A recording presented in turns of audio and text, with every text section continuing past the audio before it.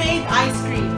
I've made 3 different flavors: original, something for fun, and something fancy. I hope you will enjoy. Thank you. These are the 2 main ingredients for the base: heavy cream or all-purpose cream and condensed milk.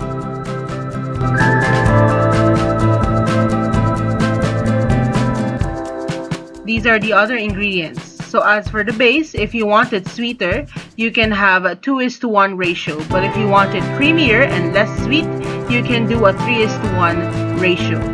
The toppings will depend on what you put. These are the methods that you will be using for your homemade ice cream.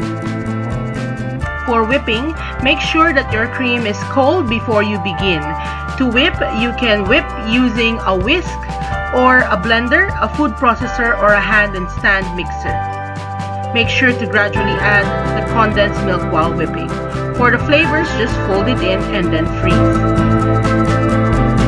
There are different kinds of cream. Usually for ice cream, we prefer to have cream that has a higher percentage in fat. But whatever you use, either in the can or in the Tetra Pak, make sure to chill it first before using. This is condensed milk, not to be confused with condensada. Condensada has a higher water content.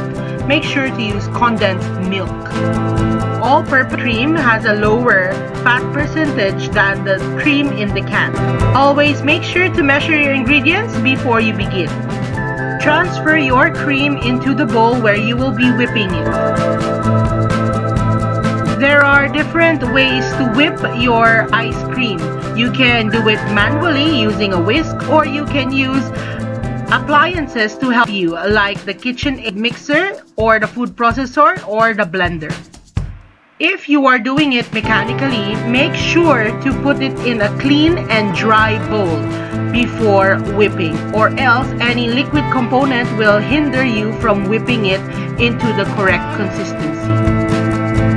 By whipping it manually, we can usually avoid over-mixing. Once you're done whipping and you achieve the consistency that you want, you can now gradually add your condensed milk while still whipping the mixture.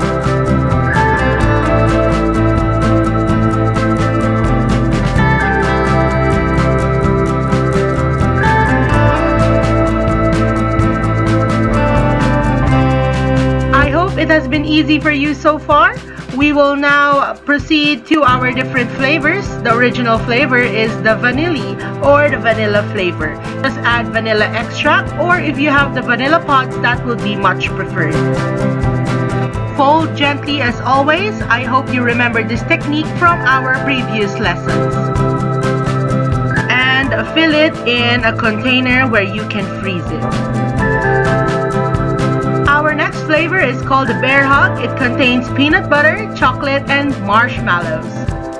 I am also using melted chocolate in order to add streaks of chocolate inside my ice cream.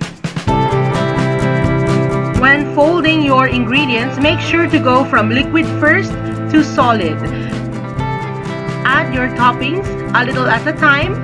Fold it gently so that you can see how much is going into your ice cream. This way you can also manage the consistency. And here we have our Bear Hug ice cream. Peanut butter, marshmallows, and chocolate. If you want to get creative, we can now move forward to our fancy flavors. In this portion, I use rose cheesecake flavor by using real cream cheese. While whisking this, you can leave some bits so that when you eat the ice cream, there are bits and pieces of your cream cheese. To simulate the cheesecake flavor, I am adding graham cracker crumbs, but also to bring out the flavor of the cheesecake and the rose as well, I am adding cinnamon into my graham cracker crumbs. You can set aside some of your toppings if you want to decorate it in your ice cream. And lastly, since I want streaks of the rose flavored syrup, I added it last. And here we have rose cheesecake flavored ice cream. You can freeze your ice cream for more than 4 hours, but at least 4 hours would do, and it will give you a soft serve ice cream.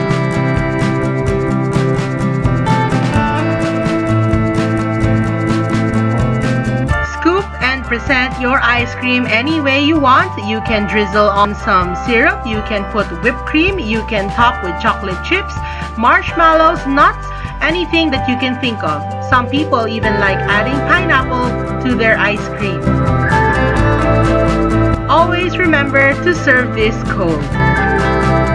These are our 3 flavors. If you want a healthy version, you can also see it in another video. Thank you. If you have any questions, kindly leave them below.